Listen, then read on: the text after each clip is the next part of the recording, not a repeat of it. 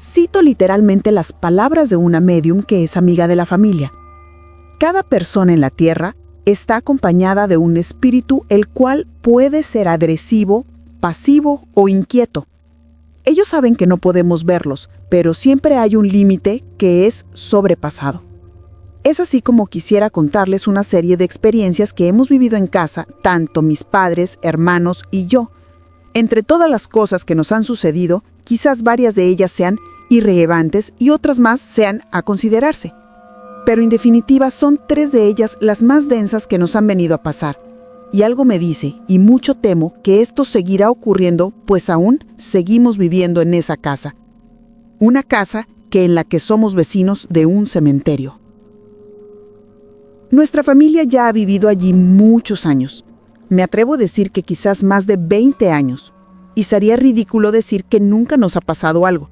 Nos ha tocado ver que la loza se mueve por sí sola, que las cortinas de la cocina se mueven por sí solas sin necesidad de alguna ventisca de aire, o la que mi mamá siempre cuenta las visitas, la ocasión en la que ella salió de bañarse y la mecedora se encontraba moviéndose por sí sola, y además la televisión encendida. Sin embargo, de varias cosas que nos han venido a pasar entre todos, se decidió que por el momento son 3 los sucesos más inquietantes, de los cuales les compartiré cada una como nos pasó en casa. Trataré de contarles las historias de la más tranquila a la más inquietante para nosotros. Cuando yo era muy chico, a mí me gustaba mucho levantarme muy temprano los sábados por la mañana. Aprovechaba que todo mundo estaba dormido para ver la televisión o jugar videojuegos. Y precisamente una mañana me levanté antes de las 6 de la mañana. Sabía que era muy temprano para ver caricaturas, así que decidí jugar videojuegos. Me acerqué al televisor para encenderlo y bajarle el volumen casi de inmediato para que no despertara a nadie. Como se trataba de un televisor de los viejos, era necesario darle vuelta a una perilla para ubicar el canal donde se sintonizaba la señal de la consola. Sí resultaba ser un ruido que llamaba la atención, sobre todo cuando todo estaba en silencio, debido a que cada vez que girabas la perilla, el sonido que hacía sí resultaba ser incómodo. Procuraba hacerlo con el mayor silencio posible y bajaba el volumen al nivel más mínimo o en silencio por completo. Ya por fin, cuando lo lograba, me sentaba sobre el sillón para jugar. Yo sabía que a los pocos minutos mi hermano que sigue de mí se sentaría a mi lado observándome jugar, situación que me esperaba que sucediera de forma habitual. Me encontraba justamente en un nivel del juego complicado cuando sentí detrás mío la presencia de mi hermano. Siempre me preguntaba, ¿qué estás jugando? En ocasiones no le decía nada, pues no me quería desconcentrar, pero en otras le respondía con tranquilidad. Y esa ocasión solo escuché que se había parado detrás mío. Podía escuchar su respiración e incluso mi cabello de la nuca se movía por el aire fuerte que salía de su nariz. Inclusive llegué a pensar que acababa de correr, pues se oía muy agitado. Como me estaba desconcentrando, decidí ponerle pausa al juego y decirle a mi hermano que se sentara. Y al darme vuelta, no había nadie a un lado mío. Yo estaba muy seguro de que había percibido con claridad la presencia de mi hermano. Me levanté del sillón y me fijé por detrás pensando que quizás me estaba haciendo una broma y se estaba escondiendo de mí. Pero no había nadie. Miré hacia los lados del sillón y tampoco. Pensé que quizás se había escondido en la cocina. Dejé el control del videojuego en el sillón y fui a revisar tanto en la cocina y el comedor, pero no había nadie. Fue cuando escuché que alguien le quitaba la pausa a mi videojuego. Me molesté y le grité a mi hermano diciéndole que no era justo, yo me encontraba jugando primero. Y al llegar a confrontarlo al sillón, el control se cayó desde lo alto. Pareciera que alguien invisible lo estaba cargando, y justo al momento en que yo llegué, lo había soltado. Se me puso la piel de gallina, pero cuando pensé que ya sería todo lo raro que pasaría, el televisor comenzó a cambiar de canal sintonizando los demás canales. Yo solo veía cómo la perilla giraba hasta que se detuvo en un canal sin señal, con pura estática. Y en eso el volumen se comenzó a subir por sí solo hasta que se volvió un ruido insoportable. Siendo honesto, yo no quise ni hacer el esfuerzo por bajarle el volumen. Dejé todo como estaba y corrí a mi habitación. A los pocos minutos, escuché que alguien caminaba por la sala para apagar el televisor. Pensé que seguramente se trataba de mi padre y que me regañaría por estar jugando tan temprano y dejar el televisor encendido a tan alto volumen. Sin darme cuenta, me quedé dormido nuevamente. Cuando llegó la hora de levantarme, mi madre nos pedía que fuéramos a desayunar y yo ya estaba pensando en de qué manera explicarle a mi padre lo que había sucedido y que no pretendía despertarlos. Para cuando todos estábamos reunidos en la mesa, le pedí perdón a mi padre diciéndole que no sabía qué pasaba con la televisión. Él, muy extrañado, me dijo que no sabía de lo que yo estaba hablando, así que le conté todo lo que había pasado y curiosamente todos coincidieron en que sí habían escuchado el televisor encendido a muy fuerte volumen y que incluso se habían imaginado que mi padre o madre lo habían apagado, pero ellos dos coincidieron en que en ningún momento se levantaron de la cama. Muchos años pasaron después de ese suceso fuerte que pasó conmigo. Mi hermana ya se encontraba en secundaria y nosotros en preparatoria. Por lo tanto, era ella quien primero llegaba a casa de los 4 hermanos. Siempre era la misma situación cotidiana. Mi hermana llegaba aproximadamente a las 3 de la tarde, tocaba la puerta y mi madre abría. Comían juntas y al cabo de un par de horas llegábamos los demás y siempre ya tarde en la noche mi padre llegaba de trabajar. En ocasiones mi madre se quedaba dormida y mi hermana tenía que insistir en tocar la puerta y ya en un caso extremo le marcaba por teléfono a la casa. Y cierta ocasión, mi hermana nos comenta que justo cuando abrió el cancel de la puerta de la cochera, tuvo una sensación muy extraña que le quitaba hasta las mismas energías. Tuvo que sentarse antes de tocar la puerta, pues sentía el estómago revuelto. Tomó un poco de aliento y llamó a la puerta para que mi madre le abriera. Sin embargo, no le contestaron. Nuevamente insistió, pero el resultado fue el mismo. Se imaginó que quizás se había quedado dormida, por lo que optó por llamar a la casa. Ella podía escuchar cómo sonaba el teléfono de casa mientras que ella marcaba, pero no había nadie que le contestara. Y cuando estuvo a punto de colgar, alguien descolgó el teléfono. Mi hermana se sintió aliviada por un instante creyendo que por fin mi madre se había despertado, pero del otro lado de la línea no hablaba nadie. Solo se escuchaba el mismo ruido del ambiente. Saludó para ver si alguien le contestaba, pero no fue así. Quizás se había cruzado la línea, se dijo a sí misma, pero si ese hubiera sido el caso, ¿por qué dejó de sonar el teléfono de la casa? Optó por colgar y volver a marcar. Solo esperó unos segundos y al tercer timbre que escuchó dentro de la casa, nuevamente habían descolgado a la línea. Definitivamente había alguien dentro de la casa, pero no sabía de quién, o quizás de qué se trataba. Al cabo de un par de minutos, mi madre llegó de la calle con el mandado. Mi hermana corrió a decirle que alguien estaba dentro, pero mi madre le comentó que eso no era para nada posible, pues no tenía ni 5 minutos que se había retirado por unas cosas a la tienda y todo estaba con llave. Al abrir la puerta, mi hermana se dirigió a donde estaba el teléfono de la casa. Se encontraba descolgado. Pareciera que alguien lo había dejado así. Quizás esto último que les contaré fue de lo primero que sucedió apenas mis padres cuando recién habían comprado la casa y mi hermano la mayor tenía unos cuantos meses de edad. Mi padre se encontraba en el taller que había improvisado hasta el patio de la casa. Se encontraba trabajando en una silla que mi madre le había encarnado para el bebé.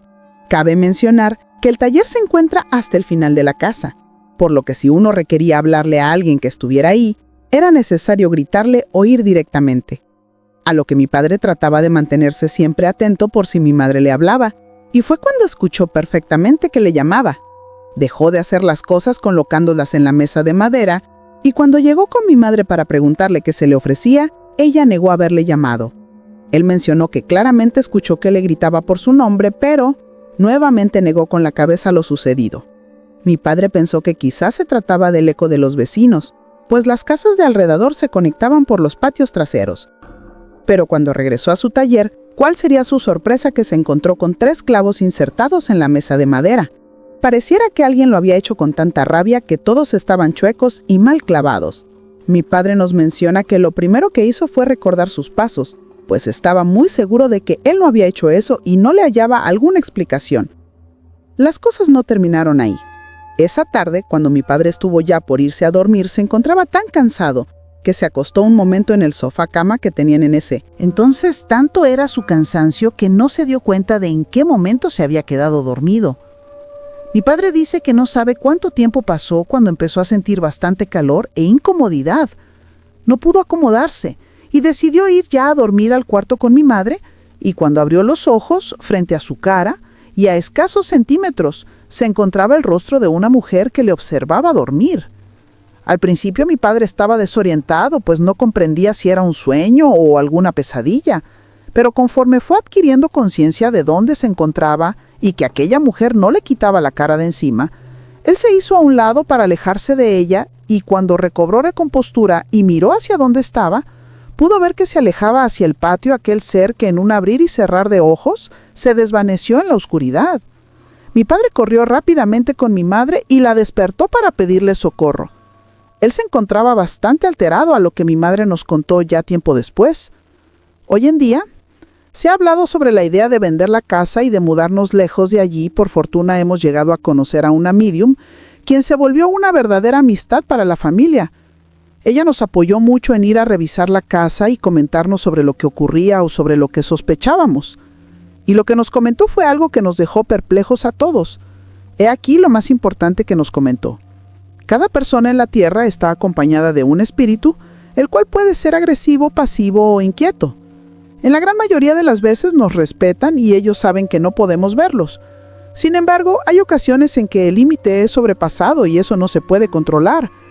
Aquellos espíritus están allí para que sean escuchados u orientados, pues aún tienen asuntos pendientes que no los dejan descansar. También nos dijo que en las casas cercanas a panteones era algo común que pasara este tipo de situaciones, pero curiosamente la energía que manifiesta la familia los atrae. Por ello nos llegó a recomendar el uso de veladoras en todos los cuartos, esto con el fin de que buscaran una luz a la cual llegar y no se concentraran en nosotros. Ciertamente al principio me parecían patrañas, pero conforme pasan cosas y suceden situaciones a las que no les haya aún explicación, más me convenzo de que apenas es el principio de muchas situaciones más. Gracias por leerme.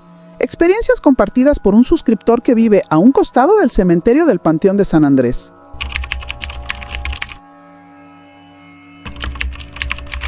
Quisiera contarles una serie de experiencias que nos pasó a unos primos de mi esposa y a mí también. No fue en las mismas fechas, pero todos consideramos que si existe una relación entre una y otra, de antemano me gustaría asegurarles que esto que les contaré cuenta con el consentimiento de la familia y que, si ellos llegan a escuchar el relato, se cuenta con el consentimiento de todos.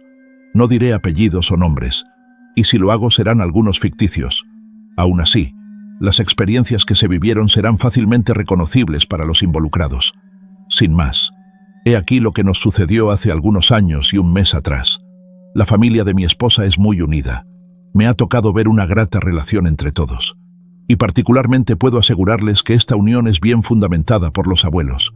Yo jamás he escuchado o visto en mi vida una relación tan unida de los abuelos de mi esposa. Don Julián y doña Epifanía siempre estaban muy juntos. Nunca se separaba uno del otro. Si don Julián iba a la tienda, allá iba doña Epifanía detrás de él. ¿Qué? Si doña Epifanía se iba a misa, a pesar de que a don Julián no le gustaba ir, allá iba él atrás de ella. Era realmente una relación muy bonita. Asimismo, toda la familia ayudaba a cuidarles, ya sea haciéndoles de comer o llevarlos al médico, pero siempre fueron ellos dos. Vivían en una casa mediana, suficiente para ellos y adecuada para recibir algunas visitas. Los nietos eran los que más llegaban en fines de semana, y cuando menos lo esperábamos, toda la familia se había reunido en la casa de los abuelos. Siendo honesto, era una relación familiar perfecta, única en su tipo, y lo mejor que a mí me pudo haber pasado. Pero las cosas cambian, y no siempre son para bien. Creo que se podría considerar que todo comenzó ya más de 15 años atrás. La fecha exacta no la recuerdo, pero sí estoy bastante seguro de que fue muchos años atrás. Era una tarde gris. Había comenzado a llover, y la señal del televisor había ido.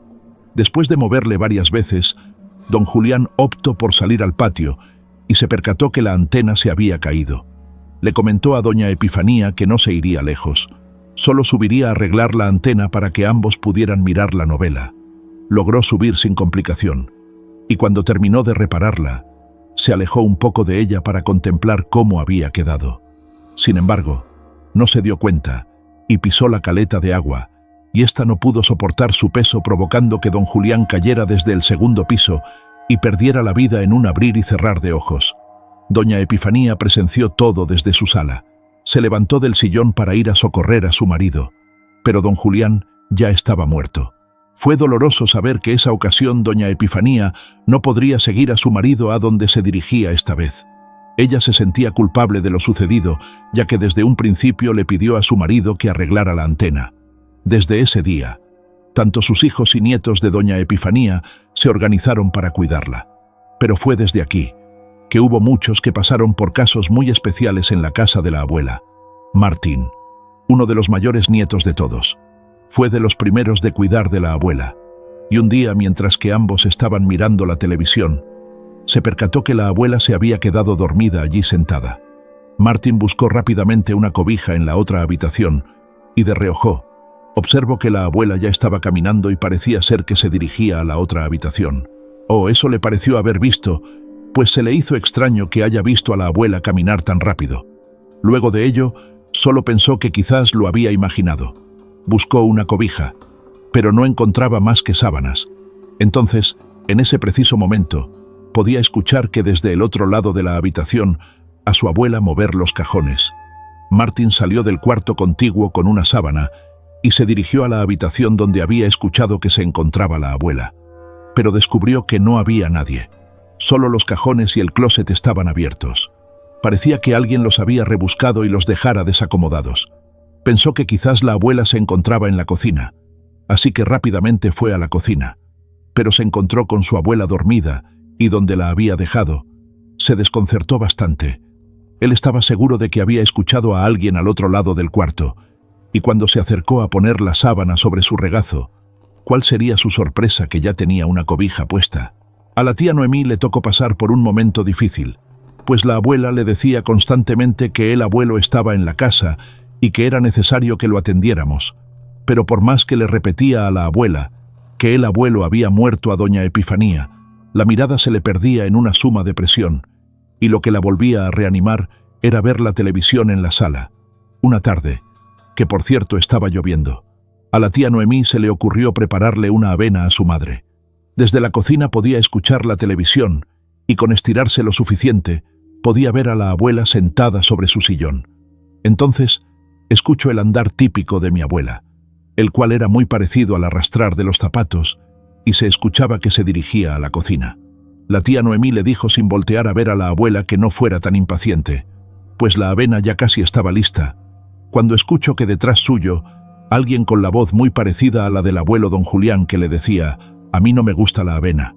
La tía Noemí nos ha contado que en cuanto reconoció la voz de su papá, dejó caer las cosas y se dio la media vuelta, pero detrás suyo no había nadie. Más aún, por extraño que pareciera ella, sentía la presencia de alguien más en la cocina.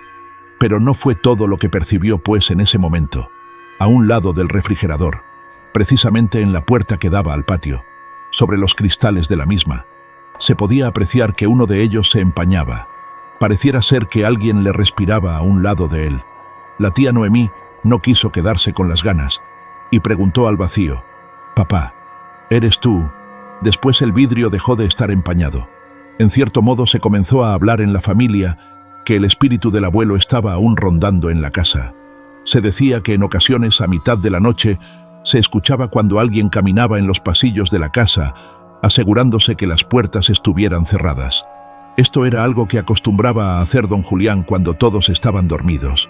Pero lo que más preocupó a la familia fue cuando se encontraron a la abuela llorando sin control alguno. Su hijo Bernardo, el mayor de todos, llegó tarde para cuidar de ella, y al abrir la puerta se encontró a la abuela en la esquina del comedor llorando. Por más que intentó, no podía tranquilizarla. Tuvo que hablarle a la tía Noemí para que le ayudara. Un par de horas después ella les comentó que estaba sentada en el sillón de la sala y escuchó que alguien se acercaba. Pensó que se trataba de Bernardo y le habló por su nombre. Fue cuando se percató que alguien se asomaba lentamente del pasillo, para mostrarse por fin, dejando ver que se trataba del abuelo, quien le decía a la abuela vieja: «Ya quedó la antena», y en sus manos estaba sosteniendo el pedazo de antena que se había caído. Era obvio que aún tenía mucho remordimiento la señora. Decidieron llevarla con un psicólogo para que le ayudara. Sin embargo, la tía Noemí mencionó que quizás era solo cuestión de hablar con el espíritu de su padre para que los dejara descansar. Se consiguieron la ayuda de una médium, quien mencionaba que ella podía conectar con el mundo de los espíritus. Siendo honesto, creo que a muchos esto les pareció exagerado, pues mencionaban que no era necesario malgastar el dinero. Aún así, fue contratada esta mujer. Desafortunadamente no tengo mucha información al respecto de lo que sucedió el día en hicieron la sesión espiritista en la casa de los abuelos. Yo llegué a la familia un par de años después, pero lo que sí nos contaron fue que lograron hacer contacto con el padre de todos y le pidieron que ya descansara en paz, pero que la respuesta que les había dado la médium fue lo que más les desconcertó, la cual fue la siguiente: no estoy solo por mi mujer, sino para aquellos que le seguirán antes de que ella se vaya. Suelo ser algo creyente de este tipo de sucesos, y desafortunadamente, las palabras del espíritu del abuelo han permanecido en mi cabeza todos estos años, después de que ha pasado algo desafortunado. Al pasar de los años, perdimos al primo Juan Carlos, que trató de frustrar un asalto en una tienda de autoservicio. El tío Bernardo perdió la vida después de luchar contra el cáncer. La tía Magdalena, quien era la menor de todos, falleció en su cama. No despertó al día siguiente. Y años más tarde, mi propio hijo. Lo que más nos llamó la atención fue que conforme sucedían estos decesos en la familia, a la abuela le sucedía algo. Su memoria comenzó a fallar con el tiempo a tal grado de ya no reconocernos. Hasta hace un par de meses nos avisaron que ya estaba falleciendo. No sé si han tenido la oportunidad de despedirse de algún familiar antes de morir, pero puedo decirles a aquellos que han tenido esa oportunidad, es algo que jamás olvidarán. Nos avisaron una tarde que la abuela se encontraba muy mal. Su oxigenación era muy débil y casi no respondía. Mi esposa me dijo que quería ir a verla, a lo que accedí inmediatamente y fuimos a la casa. Allí me encontré solo con las tías y primas de mi esposa. Pensé que era un momento más que nada familiar, así que me retiré hasta que me avisaran que ya podía pasar por mi esposa. Esa noche fui a dar la vuelta al parque. Me quedé sentado revisando mi celular y perdiendo el tiempo un rato, hasta que recibí una llamada, donde la voz de un hombre me decía: «Ya puedes venir por ella», y me colgó. Me imaginé que se trataba del tío Carlos, quien tenía el timbre de voz muy tosco, pero reconocible. Así que me levanté y me dirigí hacia la casa. Cuando llegué, mi esposa me abrió la puerta. Ella se encontraba llorando. Al verla en ese estado le comenté que el tío Carlos me había marcado para que ya nos fuéramos. Pero si aún no estaba lista no importaba. Regresaba más tarde. Pero ella se veía desconcertada. Me comentó que nadie había llegado después de que yo me fui, y que solo en la casa estaban aún sus tías y sus primas. Ningún hombre en la casa. Esto me desubicó totalmente. Yo estaba seguro de que había escuchado la voz de un hombre, pero eso ya no importaba. La abuela ya había fallecido hace unos minutos. No pretendo contarles todo lo que pasó durante el proceso de duelo, o lo que platicaban entre todos los hijos de doña Julia. Pero sí quisiera comentarles algo que platicamos mi esposa y yo un par de días después del funeral. Ella me comentó que, durante los últimos minutos de vida de la abuela, agarró mucha energía, o quizás la última que tenía, pues se le veía contenta. De hecho, llegaron a pensar que ya se sentía mejor, pero lo que decía era lo que más desconcertaba. Ella mencionaba que su hijo Bernardo y Magdalena estaban allí saludándola, y que con ellos, el primo Juan Carlos, y que al último se asomó del pasillo don Julián. A los pocos minutos, ella falleció con una sonrisa en el rostro. Nos preguntamos varias veces si la llamada que yo recibí se pudo haber tratado de don Julián. Quiero pensar y creer que, si fue así, y que en cierto modo él siempre ha estado allí velando por toda la familia. Ahora que la muerte ya los unió, no sé si aún esté esperando por los demás que aún estamos por alcanzarlos.